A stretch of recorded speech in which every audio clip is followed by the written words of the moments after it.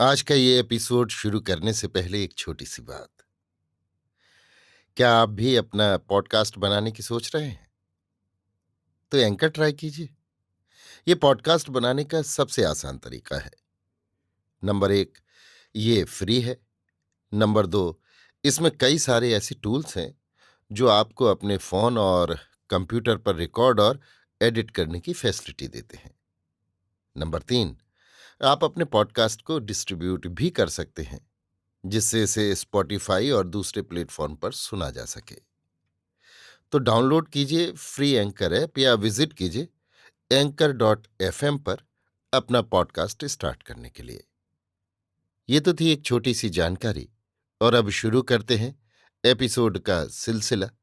तो आज के एपिसोड में लीजिए सुनिए आचार्य चतुर्सेन शास्त्री की लिखे उपन्यास गोली के 23वें भाग पूरे 21 वर्ष को मेरी यानी समीर गोस्वामी की आवाज में। ब्याह के बाद कंवरी 18 वर्ष जीवित रहीं। भीतरी महल के केवल 2 कमरे वे अपने काम में लाती थीं। जब तक भूर सिंह जीवित रहे, बाहरी आदमियों में वे ही उनके पास आते जाते रहे, परंतु उनकी मृत्यु तो शीघ्र ही हो गई थी। उनके बाद केवल एक दासी कुंवरी की सेवा में रहती थी। वही उनकी सब आवश्यकताएं पूरी करती थी। आवश्यकताएं अपनी उन्होंने बहुत कम कर ली थीं। वो एक सादा बिना किनारी की सफेद सूती धोती पहनती और स्वयं रांधकर एक समय हविष्यान खाती थीं।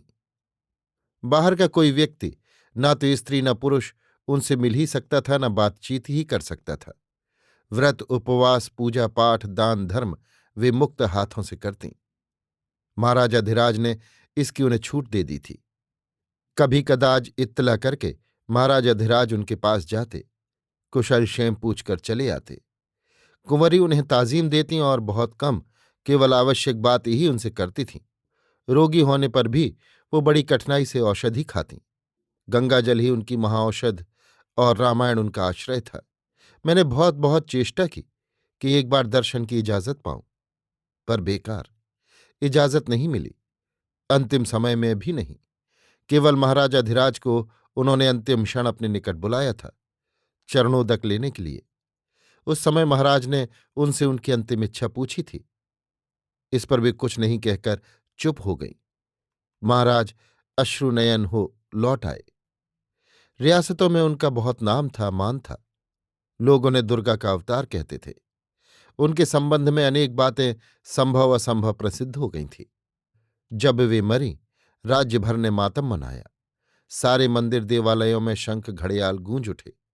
उस दिन राज्य के सभी ब्राह्मणों ने उपवास किया, सभी पुरुषों ने मुंडन किया, और उसके बाद तो निरंतर कवियों चारणों की वाणी खुलती गई। उनकी गुण गरिमा पवित्रता दृढ़ता एकांतता की कीर्ति बढ़ बढ़कर रियासत में और राजस्थान में फैलती जा रही थी।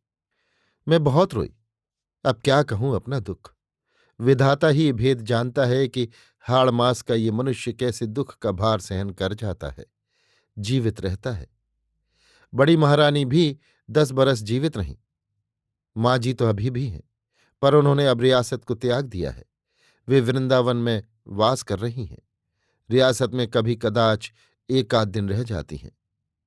दाता की मृत्यु होने पर सुना कि कुंवरानी ने कई दिन अन्न जल ग्रहण नहीं किया। बहुत रोई। रोई तो मैं भी, पर मेरे उस रोने की भला क्या गिनती। माँ दाता की मृत्यु की 1 बरस बाद यहां आई थी। उसने भी तब कुंवरी से मिलने की बहुत चेष्टा की थी, पर कुंवरी ने स्वीकार नहीं किया। माँ ने चाहा था कि वो अब यहां मेरे पास रहे। महाराजा धीराज भी सहमत थे, पर मुझे ये ठीक नहीं प्रतीत हुआ। समझा बुझाकर मैंने उसे ठिकाने पर ही भेज दिया। जाती बार वो छाती फाड़कर रोई, मुझ अभागिन को छाती से लगाकर, पर मैंने पत्थर का कलेजा करके उसे विदा कर दिया। फिर तो माँ के मुझे दर्शन हुए ही नहीं। पर जब तक वो जीवित रहीं, किसुन 50 रुपया माहवार उसे भेजता रहा। केसर अब बहुत कम मेरे पास आती। उस पर बच्चों का भार था, जैसे वही उन बच्चों की माँ थी। अब मेरे सुख दुख की एकमात्र सलाहकार तो वही थी, पर मैं बहुत कम अब उससे मिल पाती थी। अपने आप ही अपने जीवन को धकेलने की अब मैं अभ्यस्त हो गई थी। अभी आप सुन रहे थे आचार्य चतुर्सेन शास्त्री के लिखे उपन्यास गोली के 23वें भाग पूरे 21 वर्ष को मेरी यानी समीर गोस्वामी की आवाज में।